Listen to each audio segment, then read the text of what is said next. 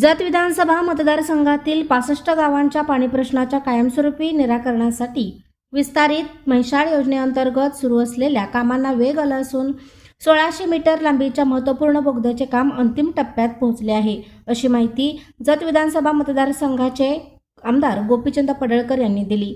राज्याचे मुख्यमंत्री देवेंद्र फडणवीस यांच्या नेतृत्वाखालील तसेच जलसंपदा मंत्री राधाकृष्ण विखे पाटील यांच्या सहकार्याने हे काम युद्धपातळीवर सुरू आहे।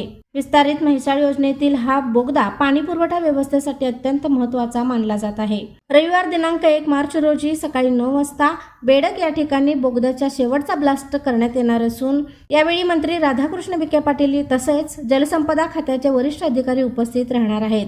विस्तारित म्हैसाळ योजनेतील 65 गावे तसेच जुन्या म्हैसाळ योजनेतील 60 गावातील नागरिकांनी मोठ्या संख्येने उपस्थित राहावे असे आवाहन आमदार पडळकर यांनी केले आहे। यावेळी मतदारसंघातील इतर महत्त्वाच्या विकास कामांबाबतही मागण्या मांडण्यात येणार असल्याची माहिती त्यांनी दिली।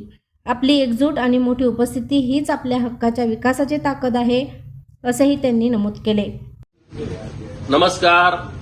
जत विधानसभा मतदारसंघातील मायबाप जनतेला माझी नम्र विनंती आहे। जत विधानसभा मतदारसंघामध्ये 65 गावासाठी जो आपला पाण्याचा प्रश्न आहे, हा प्रश्न कायमस्वरूपी मिटवण्याच्या दृष्टिकोनातून राज्याचे लोकप्रिय मुख्यमंत्री देवाभाऊंच्या नेतृत्वात आणि जलसंपदा खात्याचे मंत्री माननीय राधाकृष्ण विखे पाटील साहेब यांच्या सहकार्यानं मोठ्या प्रमाणात कामं सुरू आहेत।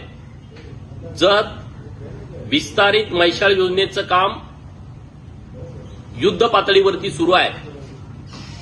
त्याचाच एक भाग म्हणून 1600 मीटरचा जो बोगदा आहे, त्या बोगद्याचं काम अंतिम टप्प्यात आलंय। रविवारी दिनांक 1 मार्चला सकाळी 9 वाजता बोगद्याचं जे ठिकाण बेडक गावाच्या हद्दीमध्ये आहे, या ठिकाणी शेवटचं ब्लास्ट करण्यासाठी माननीय मंत्री राधाकृष्ण विखे पाटील साहेब आणि जलसंपदा खात्याचे सर्व वरिष्ठ अधिकारी बेडगला येणार आहेत। आपण सर्वजण विस्तारित म्हैसाळ योजनेच्या प्रभावातील 65 गावातील आणि जुन्या म्हैसाळ योजनेच्या 60 गावातील सर्व लोकांनी बेडगमध्ये मोठ्या संख्येने उपस्थित राहावं।